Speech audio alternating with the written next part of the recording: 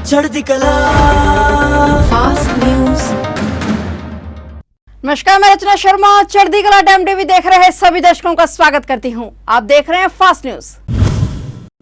ज्ञानव्यापी मस्जिद के वैज्ञानिक तरीके से एएसआई सर्वे के खिलाफ दाखिल मस्जिद इंतजामिया कमेटी की याचिका पर इलाहाबाद हाईकोर्ट के चीफ जस्टिस ने फैसला सुनाया है। चीफ जस्टिस प्रिंतिका दिवाकर की बेंच ने मुस्लिम पक्ष की याचिका को खारिज करते हुए वाराणसी जिला अदालत के एएसआई सर्वे के आदेश को प्रभावी कर दिया। गौरतलब है कि 27 जुलाई को सुनवाई पूरी होने के बाद कोर्ट ने फैसला सुरक्षित कर लिया था। मुस्लिम पक्ष मस्जिद इंतजामिया कमेटी ने वाराणसी जिला जज के 21 जुलाई के एएसआई सर्वे के आदेश को कोर्ट में चुनौती दी थी। माननीय हाईकोर्ट ने मुस्लिम पक्ष की याचिका को खारिज करते हुए वाराणसी जिला अदालत के फैसले को प्रभावी कर दिया है। वहीं अब मुस्लिम पक्ष इस फैसले को सुप्रीम कोर्ट में चुनौती देगा। मुस्लिम पक्ष शीर्ष अदालत से इलाहाबाद उच्च न्यायालय के फैसले पर रोक लगाने की मांग करेगा।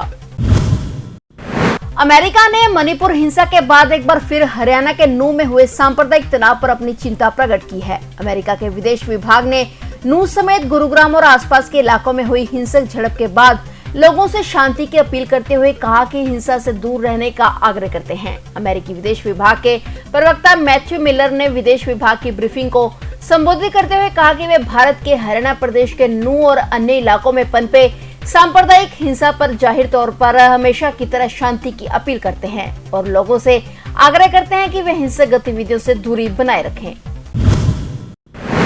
हरियाणा सरकार ने इंटरनेट प्रतिबंध पर 3 घंटे के लिए राहत दी है। ये राहत 1 बजे से शाम 4 बजे तक के लिए दी गई है। दरअसल हरियाणा सरकार ने ग्रुप सी के पदों के लिए सीईटी स्क्रीनिंग टेस्ट आवेदकों के लिए आज के दिन इंटरनेट प्रतिबंध हटाया है। नूह, फरीदाबाद, पलवल और कुछ अन्य स्थानों पर मोबाइल इंटरनेट और एसएमएस सेवाओं को दोपहर 1 बजे से 3 घंटे के लिए बहाल किया गया है। अधिकारियों ने जानकारी देते हुए बताया कि इन सेवाओं को 5 अगस्त तक निलंबित किया गया था। सांप्रदायिक दंगों के मद्देनजर शांति और सार्वजनिक व्यवस्था में किसी भी अवरोध को दूर करने के लिए इंटरनेट पर पाबंदी लगाई गई है। नूह के अलावा फरीदाबाद, पलवल और गुरुग्राम जिले के सोना, पटौदी और मानेसर में इंटरनेट सेवाओं पर रोक लगी हुई है। लेकिन हरियाणा सरकार ने सीटी समूह सी परीक्षा में भाग लेने वाले अभ्यर्थियों की सुविधा के लिए इंटरनेट पाबंदी पर ढील का आदेश जारी किया है ताकि परीक्षार्थी अपने प्रवेश पत्र डाउनलोड कर सकें।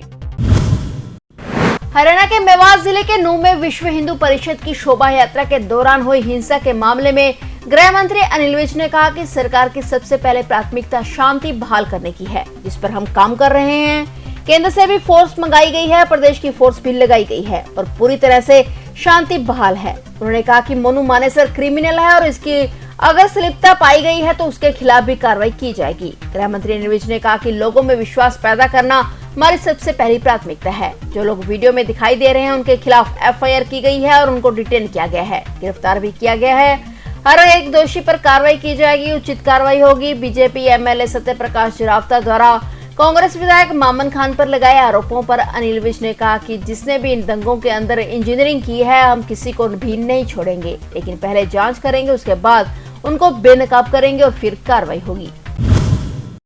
पंजाब में नगर कौंसिल और पंचायत चुनाव घोषित हो गए हैं। राज्य में नगर कौंसिल व नगर पंचायतों के चुनावों का बिगुल बज गया है। जारी हुए नोटिफिकेशन के अनुसार चुनाव 1 से 15 नवंबर के बीच होंगे। बता दें कि जिला जालंधर में गोराया, भोगपुर, बिलगा, शाकोट, कपूरथला में भागोवाल, बुलथ, ढिलवा, नडाला और लुधियाना में मुल्लापुर, धाखा, सानेवाल, माछीवाड़ा, मलोट में नगर परिषद के चुनाव होने हैं। इसी तरह बठिंडा, अमृतसर, तरनतारन, गुरदासपुर, फतेहगढ़ साहिब, फिरोजपुर, फरीदकोट, पटियाला, संगरूर, मालेरकोटला, एसएस नगर पटियाला में उपचुनाव होंगे।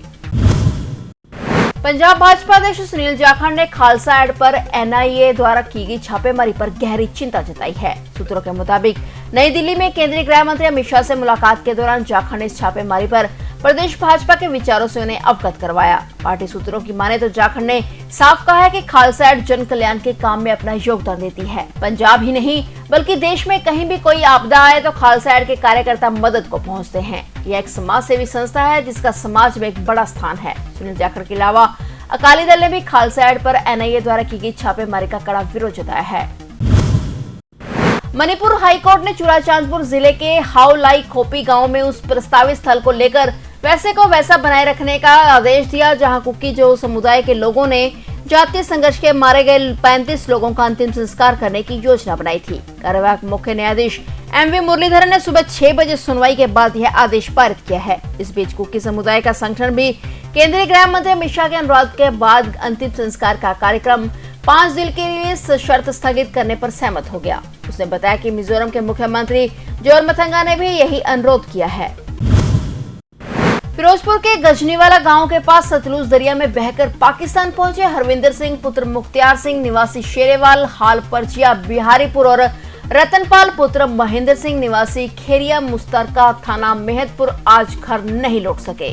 भारतीय सेना के साथ तय कार्यक्रम के अनुसार आज इन युवकों को लेने के लिए परिजन और दोनों गांव की पंचायतें हुसैनीवाला बॉर्डर पर पहुंची। उन्होंने काफी समय तक सीमा पर युवकों का इंतजार किया, लेकिन पाकिस्तानी रेंजर्स युवकों को लेकर नहीं आए। परिजनों ने बताया कि बीएसएफ ने उन्हें पाकिस्तान में आए युवकों की रिहाई के लिए 3 दिन पहले बुलाया था। हमारी बात कमांडर से हुई, जिन्होंने हमें बताया कि युवकों को हुसैनीवाला बॉर्डर के जरिए वापस लाया जाएगा। उन्होंने कहा कि बीएसएफ कमांडर द्वारा दिए गए समय के अनुसार दोनों युवकों के परिजन, रिश्तेदार और गांव की पंचायतें हुसैनीवाला बॉर्डर पर पहुंच गई, लेकिन पाकिस्तानी रेंजर्स युवकों को लेकर हुसैनीवाला बॉर्डर नहीं पहुंचे। वहीं युवकों के आने के इंतजार में खड़े परिजन दुखी मन से घर लौट गए।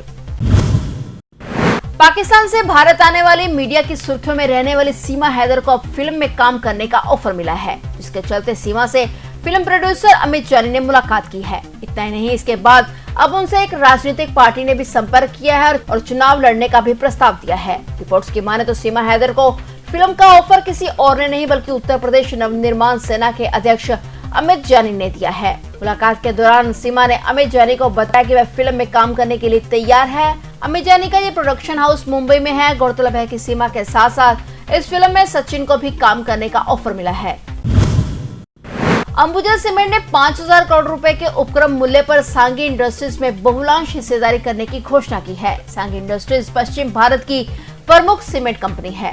अडानी समूह की इकाई अंबुजा सीमेंट द्वारा सांगी इंडस्ट्रीज लिमिटेड के मौजूदा प्रवर्तकों रवि सांगी और परिवार से कंपनी की 56.74% हिस्सेदारी का अधिग्रहण किया जाएगा। कंपनी ने जारी बयान में कहा कि इस अधिग्रहण का वित्त पोषण पूरी तरह आंतरिक संसाधनों से किया जाएगा।